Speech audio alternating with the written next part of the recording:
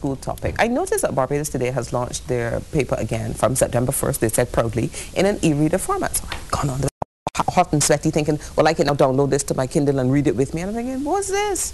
It's just an easier reading format. I haven't checked out Barbados today, so I can't let you know about that. But did you make sure you have the latest version of Adobe Flash? Because I do know their e-reader was based on Flash. Okay. So if it's loading from page suites, so it might be a Flash compatibility issue if they're using a newer version. Try updating your latest Flash components, and that should fix it. If it doesn't fix it, I'll have a look today and see what they're doing. Not a problem. So these are the search results for pen and paper demo. And you're saying, what are some of the other apps out there or some of the other things that kids can be looking at as they head back to school today?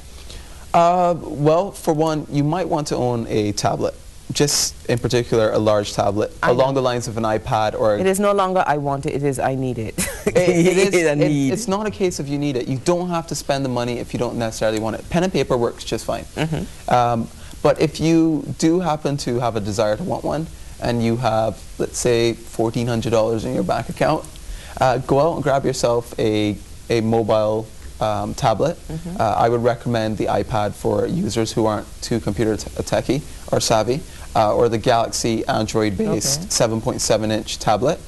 Take that into class, do a search on school-based apps. For sure, get Evernote. That's a for sure thing. If you have an iPad, get the pen and paper. Pen and paper. Yeah, pen and paper application. How do you ease the younger generation though into this technology? I mean, the 8, 9, 10-year-olds who just see all this technology flashing around them. Mommy, I want this and I want that. I mean, what kind of hardware should we get, and what kind of applications should we expose them to? Wow. What kind of hardware you should get should really depends on the age group. A 10-year-old. A 10-year-old? I wouldn't say an iPad is the most ideal thing because of the cost. I mean, if they drop it, forget it. Correct. You want to give the responsibility to a 8-year-old or 9-year-old, and fine with me. But I'm a little bit biased, and I think growing up the right way, and there is no correct definition of the right way, but growing up in the actual classroom environment, and then letting them concentrate on the technology outside of that, that's all great. Giving them a PC at home to play around on. I think that should be... But of course, as a parent or guardian, you monitor what they're doing. Of course. Because I've noticed that my niece, who's like 12, is on Facebook, and I'm thinking, how your mother let you be on Facebook? But her mother said to me, trust me, I know every one of the 10 friends she has. So. Well, that's very important what you just said. Monitor exactly what your child is doing, because the internet, in essence, is a scary place. It is a very scary place. Even for grown-ups, it's a very scary place. My son said to me the other day, Daddy, can I borrow your credit card? What? Yeah, he's buying something, he's downloading something and paying for it. At 9 years old. Not my credit card. I would definitely have prohibited that. But like we were getting onto that topic, a simple Google search with the wrong filter settings in terms of moderation, you can get some very graphic things brought up and shown to your child, and you don't want that.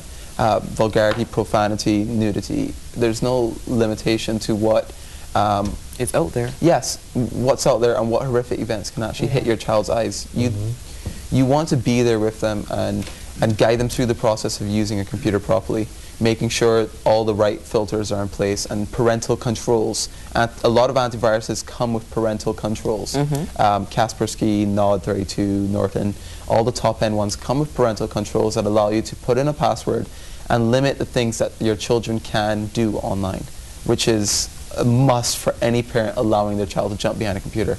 Let me ask you this quickly. Research suggests that fewer than 50% of UK children aged 8 to 17 read a novel outside of the class every month, and there is a website, my producer is going to pull that up, and music featured in the video games ranging from Angry Birds to Mario Brothers is set to feature in classical concerts. So that world of technology is now coming into every single thing that we do.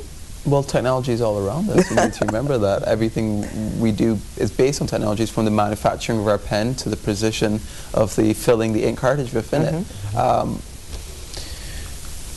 So you're saying that study was stating that 50% of UK students between 8 and 17. But remember in the launch of the Harry Potter text. Well, you know what? parents need to do, find a category that your students that your child's interested in. Technology.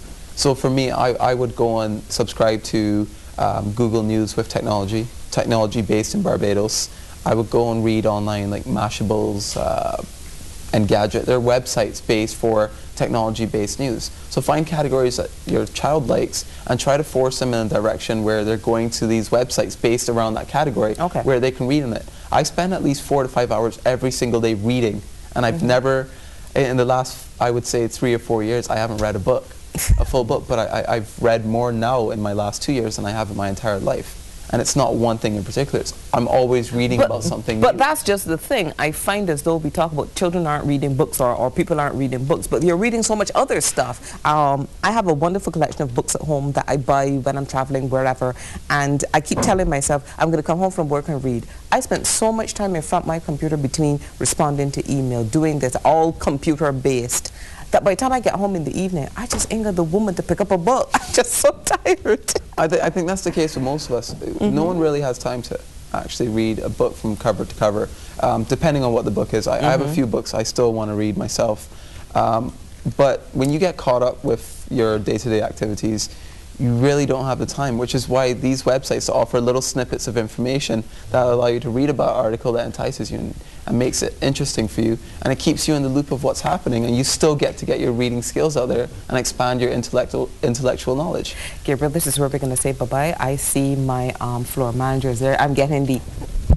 So I know it's time to wrap up. He's not saying hello. I know it's time to wrap up. Gabriel, always a pleasure and always very informative. You and I are going to talk offline because I need to know how to get the local papers. Do they have to be in a specific format for me to get it on my Kindle, or as they are, it's fine? It's just me doing the necessary to get that. I was trying to research that for you last week and I never did. You didn't. See, homework, not doing your homework. On that note, we're going to wrap up. We're going to take a quick break. When we come back, Peter on Politics. Stay with us.